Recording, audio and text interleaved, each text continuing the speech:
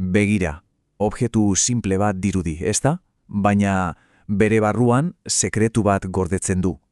Eta gaur, zuekin batera, detektibe zientifiko bihurtuko bara. Materiaren kode hori argitzeko prest zaudete, baboazen. Orduan azgaitezen galdera nagusiarekin. Nola jakin dezakegu esfera hau, benetan zertaz eginda dagoen. Kanpotik ikusita, engainatu egin gaitzake ezta. Gakoa bere barruan dago, eta gaur elkarrekin aurkituko dugu zein den. Ados, az dadila ikerketa. Gure lehen atala, materiaren misterioa.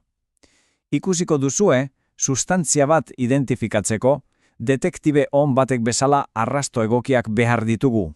Eta kontuze, arrasto guztiek ez dute berdin balio. Begira, funtsean bi propietate mota daude. Alde batetik orokorrak ditugu, masa eta volumena bezalakoak. Hauek tira engainagarriak izan daitezke objektuaren tamainaren arabera aldatzen direlako. Baina bestetik propietate bereizgarriak ditugu, eta hauek dira gure benetako arrastoak. Eta horien artean, izar bat dago, densitatea. Pentsa ezazue sustantzia bakoitzaren atzmarka bakarra bezalakoa dela. Eta honek, hain zuzeneren, gure ikerketaren hurrengo fasera eramaten gaitu. Dentsitatea izango da gure arma sekretua. Materia barrutik ikusteko aukera emango digun lupa moduko bat. Baina, zer da zehazki dentsitatea? Beno, pentsa ezazue honela. Sustantzia bakoitzaren nortasuna giri moduko bat da. Bere masaren eta volumenen arteko erlazio bat da. Beti finkoa. Berdin dio sustantzia asko edo gutxi izan, erlazio hori ez da aldatzen. Horregatik material bakoitzarentzat bakarra eta errepikatzina da. Eta hona hemen gure tresnarik indartsuena. Ikusten duzue? Oso simple dirudi, baina formula honek materiaren sekretuak argitzeko ahalmen guztia dauka. Densitatea berdin masa zati volumena. Gogoratu ondo 3 hitz hauek, berehala erabiliko ditugulako. Orain bai, goazen lanera, gure frogak biltzeko ordua iritsi da. Gogoratzen duzue formula? 2 datu behar ditugu, masa eta volumena, goazen horien bila. Oso ondo, gure plana oso simplea da, 2 urratz, lehenik eta behin esferaren masa neurtuko dugu, eta bigarrenik bere volumena kalkulatuko dugu. Hasi gaitezen lehenengoarekin. Masa neurtzeko balantza klasiko bat erabiliko dugu. Ikusten duzue? Esfera alde batean jartzen dugu, eta bestean pisuak gehitzen joango gara. Balantza erabat orekatuta geratu arte. Hori lortzen dugunean, pisuen masak batzea besterik ez zaigu geratuko. Erraza, ez da? Eta, voila! Hementxe daukagu. Lehenengo froga lortu dugu. Balantzak argi eta garbi esan digu. Gure esferak 390 gramoko masa du. Apuntatu ondo datu hau, Funtsezkoa izango da. Orain goazen bigarren frogaren bila, volumena. Nola neurtzen zaio volumena horrelako objektu batei? Begira, metodo oso burutsu bat erabiliko dugu, uraren desplazamendua. Probeta batean, ur kantitate zehatz bat jarriko dugu, esfera kontu handi sartuko dugu, eta urak zenbat igotzen duen neurtuko dugu. Igotzen den kantitate hori da hain zuzen ere esferaren volumena. Ikusgarria, ezta? Ados, az gaitezen. Probetan, ikusten duzuen bezala 200 zentimetro kubiko ur ditugu. Hau da gure abiapuntua. Orain, kontu handiz, esfera murgilduko dugu, eta begira, uraren maila 230 zentimetro kubikora igo da. Perfecto! Beraz, kalkulua oso erraza da, ezta? 290 gramar ken, bion.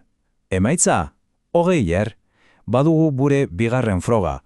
Esferaren volumena 20 zentimetro kubikokoa da. Bikain. Beno, momento erabakigarria iritsi da. Bildatuko froga guztiak ditugu mahai gainean, eta gure formula magikoa erabiltzeko pres gaude. Goaz puzelarren pieza guztiak elkartu eta behin betiko erantzuna lortzera. Gogoratzen duzue gure formula, ezta? Densitatea berdin masa, zati, volumena. Beno, iritsi da erabiltzeko unea. Orain kontuz gure datuak formulan sartuko ditugu. Masa, 370 sorbentor, zati, volumena, 50 zentimetro kubiko. Kalkulua martxan dago. Eta hementxe daukagu, emaitza, gure misterioren giltza. Kalkuluen arabera, esferaren dentsitatea zehazki 7,0 gramo zentimetro kubikokoara. Oso ondo, baina zer esan nahi du zenbaki honek? Eta honekin, azken fasera iritsi gara, agian posgarrienera. Orain, lortu dugun emaitza hori, erabiliko dugu jakiteko behingoz zertaz egina dagoen gure esfera. Eta orain, egiaren unea, konpara dezagun gure emaitza, 7,0 hori, sustantzia ezagunen densitateen taula honekin. Ikus dezagun, ura, 1,0 ez, aluminioa, 2,7 estare. Baina begira, burdinaren densitatea 7,0 eta 7,9 artean dago, eta gure zenbakia primeran sartzen da tarte horretan. Misterioa argituta. Beraz, ondorioa argia da, eta ilusio handiz esan dezakegu, gure esfera misteriosoa ia ziur burdinezkoa da, lortu dugu. Orduan, gaurko saio honetatik zer eraman behar duzue etxera. Beno, labur bilduz, densitatea ez da zenbaki bat soilik. Sustantzia baten nortasun agiria da, bere atz marka berezia. Horri esker materialak identifikatu ditzakegu. Eta garrantzitsuena, masa eta volumena neurtuz, edonor kalkula dezake. Zientzian, sinestzi oso tresna indartsua da. Eta orain, txanda zuena da. Tresna berri hau zuen eskuetan duzue. Pentsa ezazue, zer beste misterio argituko zenukete dentsitatea erabiliz? Agian, zergatik flotatzen duen itsasontzi erraldoi batek, edo zergatik likido batzuk nasten diren eta beste batzuk ez? Zientzia esploratzeko abentura bat da, eta ate bat ireki berri duzue. Mil esker gurekin izateagatik.